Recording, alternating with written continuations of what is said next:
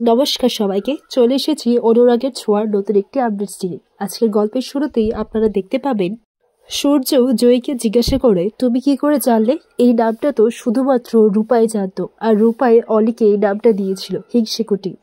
এরপর তারা দুজনেই এটাই ভাবতে লাগে যে জয়ী হচ্ছে তাদের হারিয়ে যাওয়া মেয়ে রূপা। এরপর জয়ী কোনোভাবে ম্যানেজ দিয়ে বলে যে আসলে অলি তো আমাকে বলেছিল, যখন গল্প করেছিল ওর পাস্টের ব্যাপারে তখনই আমাকে বলেছিল, তাই ওকে শান্ত করার জন্য এই কথাটা আমি বললাম। এরপর সূর্য বলে, ও আচ্ছা, তাই আমি বলি, কিন্তু একটু আগে আমি ভেবেছিলাম যে হয়তো আমার হারিয়ে যাওয়া মেয়ে রূপা ফিরে এসেছে, আর সেটা তুমি। এরপর এদিকে দেখা যায় অলি মা বাবা আর পাতা মেয়ে বলে ডাকাডাকি করতে লাগে। এরপর দীপা জয়ীকে নিয়ে অলির পাশে বসে এবং তাকে শান্ত করায়। এরপর দীপা অলিকে ঘুম পাড়ানোর জন্য এক প্যার কা নগমা হ্যায় এই গানটা সে গাইতে লাগে। আর জয়ীর সেই পুরনো ছোট্টবেলার কথা মনে পড়ে যায়, যেখানে কিনা দীপা তার ছোট্ট বাচ্চা মেয়েদেরকে রূপা আর হিংসিকুটিকে গান গাইয়ে শুনিয়ে ঘুম পাড়াতো।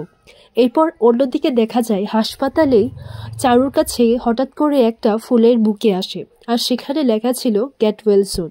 আর চারু ভাবে যে এটা কি এসএস পাঠিয়েছে।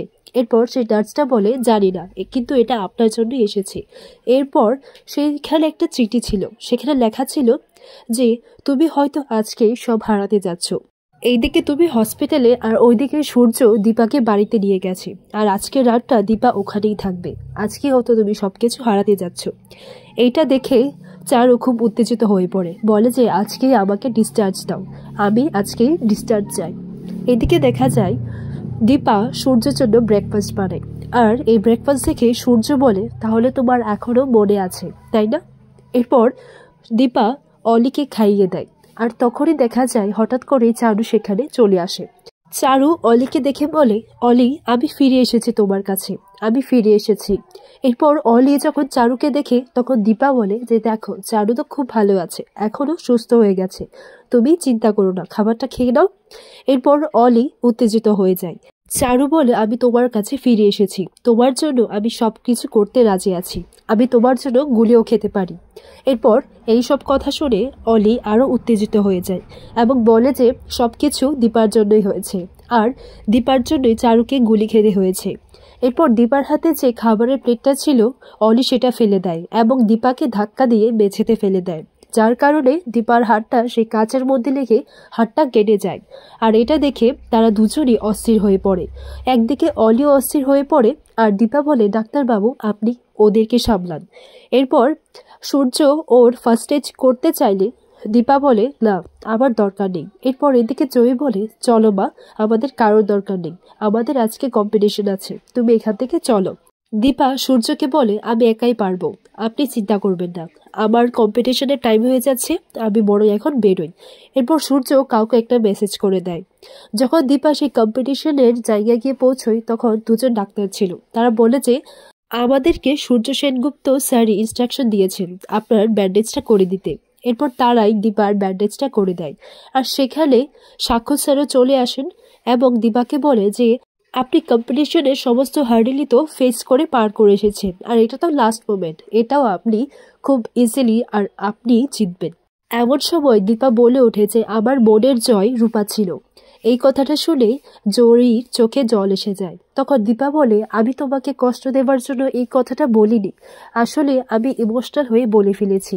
এরপর জয়ী বলে, হ্যাঁ, রূপার বাই জিতবে। এই কথাটা বলে জয়ী দীপাকে জড়িয়ে ধরে। এরপর দেখা যায় দীপা যখন কম্পিটিশনের ভিতরে ঢুকে পড়ে তখন জাজেসরা বলে, আপনি কি ইনজিয়ার্ড? তাহলে আমরা আপনাকে অ্যালাউ করতে পারি না, যদি কিছু হয়ে যায় তাহলে এই দায়িত্বটা কে নেবে? আমরা জাজেস হয়ে এসেছি, আমরা কারোর লাইফ রিস্ক দিয়ে দায়িত্ব নিতে আসিনি। এরপর দীপা সবার কাছে কাকতি মিনতি করে এবং দীপা বলে যে এটা তো লাইভ কন্টেস্ট হচ্ছে, তাই না? এরপর দীপা ক্যামেরার সামনে কিছু বলে, বলে যে আমার মতো অনেক মায়েরাই আছে যারা কিছু করতে চায়, আর অনেক মেয়েরাই আছে যারা কিছু করতে চায়, তাদের হয়ে আমি তাদের উৎসাহ বাড়িয়ে দিতে চাই। এরপর সেখানকার একজন অ্যাঙ্কার দীপার এইরকম উৎসাহ দেখে উনি বলে যে উনি যখন চাইছেন, আর আমি ভাবছি যে উনি পারবেন, আর ওনাকে একটা সুযোগ দেওয়া হোক না, আর এটা তো এত সহজ নয়, তাই ওনাকে একটা সুযোগ দেওয়া দরকার, মে দ্য বেস্ট উইন।